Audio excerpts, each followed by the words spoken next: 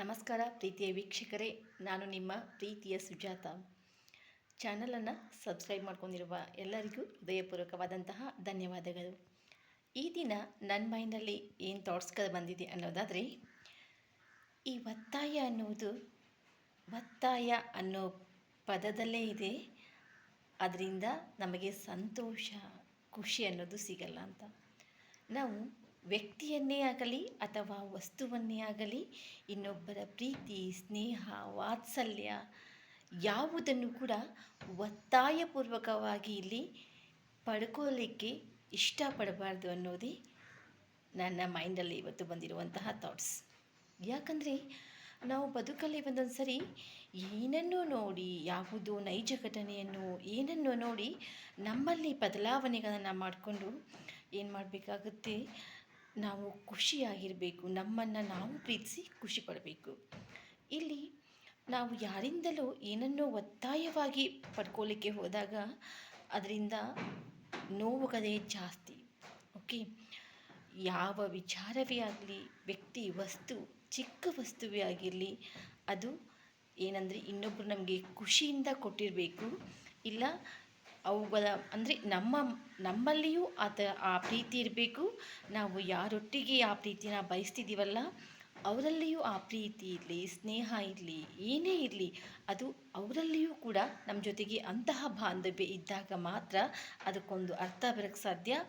ಆ ಇಬ್ಬರು ವ್ಯಕ್ತಿಗಳು ಏನೇ ಮಾತಾಡಲಿ, ಏನೇ ಮಾಡಲಿ, ಅದರಲ್ಲಿ ಸಂತೋಷ, ಖುಷಿ, ನಗುವನ್ನು ಕಾಣಲಿಕ್ಕೆ ಸಾಧ್ಯ. ಇಲ್ಲಿ ನೋಡಿ, ನಮಗೆ ಒಬ್ಬ ವ್ಯಕ್ತಿ ಅವನು ಇಷ್ಟ ಅಂದರೆ ಅವನು ಮಾತನಾಡಿರುವಂತಹ ಎಲ್ಲ ಮಾತುಗಳು ನಮ್ಗೆ ಏನಾಗ್ತವೆ, ಸಿಹಿ ಅನ್ನಿಸ್ತವೆ, ಚೆನ್ನಾಗಿ ಅನ್ನಿಸ್ತವೆ. ಅದೇ ಆ ವ್ಯಕ್ತಿ ಬಗ್ಗೆ ನಮಗೆ ಬ್ಯಾಡ್ ಥಾಟ್ಸ್, ಓಕೆ, ಅವನ ಬಗ್ಗೆ ನಮಗೆ ಏನು ಕೆಟ್ಟ ಅಭಿಪ್ರಾಯ ಇದೆ ಅಂದಾಗ, ಅವನು ಒಳ್ಳೆಯದು ಮಾತಾಡೋಕ್ಕೆ ಬಂದರೂ ಕೂಡ ಅದು ನಮಗೆ ಕೆಟ್ಟದ್ದು ಅನಿಸುತ್ತೆ.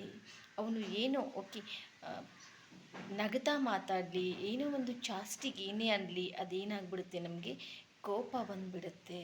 ಓಕೆ, ಅವನ ಬಗ್ಗೆ ಒಳ್ಳೆಯ ಥಾಟ್ಸ್ಗಳೇ, ಅವ್ರ ಬಗ್ಗೆ ನಮಗೆ ಒಳ್ಳೆಯ ವಿಚಾರಗಳೇ ಬರಲ್ಲ. ಯಾಕಂದರೆ ಅವ್ರ ಬಗ್ಗೆ ನಮಗೆ ಕೆಟ್ಟ ಅಭಿಪ್ರಾಯಗಳು ಆಲ್ರೆಡಿ ಬಂದುಬಿಟ್ಟಿರುತ್ತೆ ಮನಸ್ಸಲ್ಲಿ.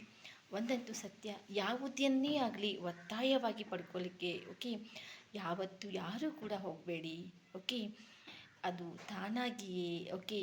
ನಾವು ನೋಡಿ, ಒಬ್ಬ ವ್ಯಕ್ತಿಯನ್ನು ಒಂದು ಸರಿಯಲ್ಲ 10 ಸರಿ ನಾವಾಗೆ ಮಾತಾಡಿಸ್ತಾ ಇದ್ದೀವಿ, ಪ್ರೀತಿ ಮಾಡ್ತಿದ್ದೀವಿ, ಅವ್ರ ಜೊತೆ ಮಾತಾಡಬೇಕು ಅನ್ಕೋತಾ ಇದ್ದೀವಿ ಅಂದಾಗಲೂ ಕೂಡ ಆ ವ್ಯಕ್ತಿ ಓಕೆ ಅವರು ನಮ್ಮಿಂದ ದೂರ ಹೋಗಿ ಬಯಸ್ತಾ ಇದ್ದಾರೆ ಅಂದಾಗ ಅವ್ರ ಪಾಡಿಗೆ ಅವ್ರನ್ನ ಬಿಟ್ಬಿಡಿ.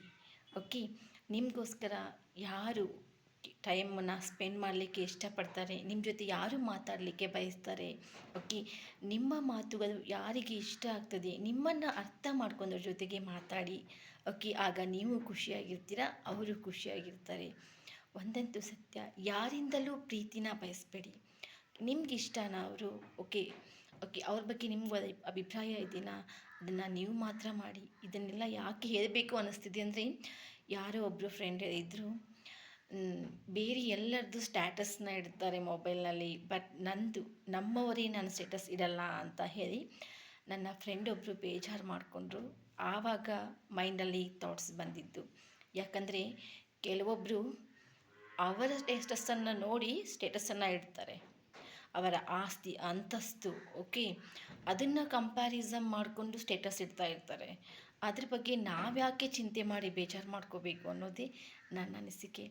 ಎಷ್ಟೋ ಜನ ಫ್ರೆಂಡ್ಸು ನಮ್ಮನ್ನು ಇಷ್ಟಪಡೋರು 1000 ಜನ ಇದ್ದಾರೆ. ಅವ್ರ ಜೊತೆ ಮಾತಾಡಿ.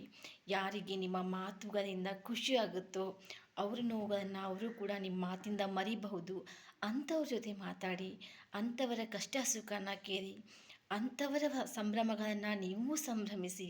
ಆವಾಗ ನಿಮಗೂ ಖುಷಿಯಾಗುತ್ತೆ, ಅವ್ರಿಗೂ ಖುಷಿಯಾಗುತ್ತೆ.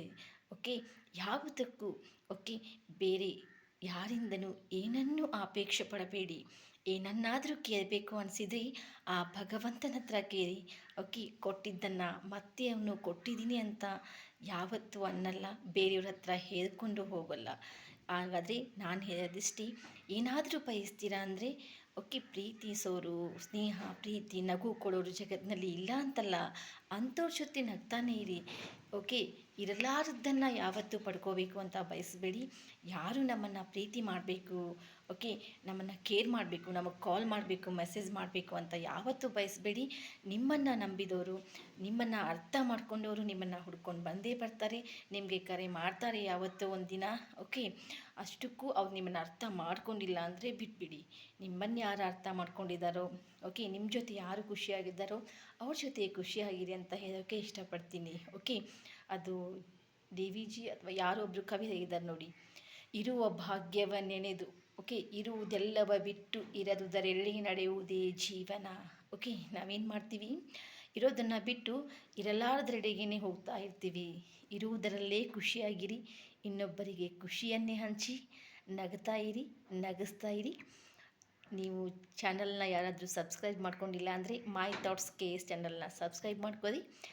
ನಿಮ್ಮ ಅನಿಸಿಕೆ ಅಭಿಪ್ರಾಯಗಳನ್ನು, ಓಕೆ, ಮೆಸೇಜ್ ಮಾಡಿ ತಿಳಿಸ್ತಾ ಇರಿ. ಮತ್ತೊಂದು ವಿಡಿಯೋದೊಂದಿಗೆ ನಿಮ್ಮನ್ನು ಮತ್ತೆ ಭೇಟಿ ಆಗ್ತೀನಿ. Love you all, see you next video.